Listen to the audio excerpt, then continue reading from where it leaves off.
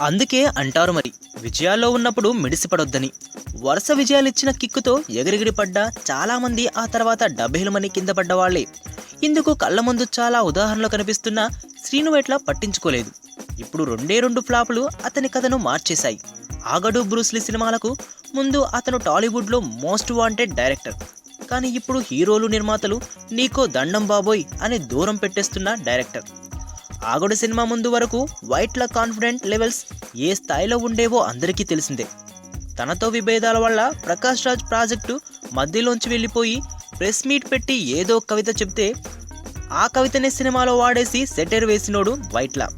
ఇంకా తనను ఇబ్బంది పెట్టిన చాలా మంది మీద తన సినిమాలో వైట్ల సెటైర్ వేయడం అందరికీ తెలిసిన సంగతే. దీంతో ఇండస్ట్రీలో చాలా మందికి అతను శత్రువైపోయాడు. అయితే సక్సెస్లో ఉన్నప్పుడు అతనేం చేసినా చెల్లిపోయింది. కానీ ఇప్పుడు వరుసగా రెండు పెద్ద ఫ్లాపులు తిన్నాడు. ఆగడు సినిమాకే డిఫెన్స్లో పడిపోయి బ్రూస్లీ సినిమాకు తనకిష్టం లేకున్నా కోన వెంకట్తో పనిచేయాల్సిన పరిస్థితి తెచ్చుకున్నాడు వైట్ల. ఇప్పుడిక ఎంత రాజీ పడ్డా ప్రయోజనం కనిపించేలా లేదు.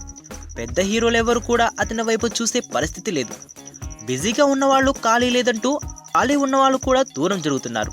నిజానికి హీరోగా ఎంట్రీ ఇచ్చేశాక రెండో సినిమా వైట్లతోనే చేయాలనుకున్నాడు అఖిల్. కానీ ఇప్పుడు అతడు క్రిష్ వైపో ఇంకో వైపో చూస్తున్నాడు తప్పితే వైట్లతో మాత్రం సినిమానే వద్దంటున్నాడు. మిగతా హీరోలందరూ కూడా ఎవరి సినిమాలో వాళ్ళు బిజీగా ఉన్నారు. కాబట్టి ఇప్పుడిప్పుడే వైట్లకు సినిమా ఓకే అయ్యేలా కనిపించడం లేదు. మొత్తానికి ఒకప్పుడు వరుస విజయాలతో వైట్ల తలకెక్కిన కిక్కంతా ఇప్పుడు దిగిపోయినట్లే ఉంది. ఇప్పుడు ఇతడి కెరీరే ప్రమాదంలో ఉంది.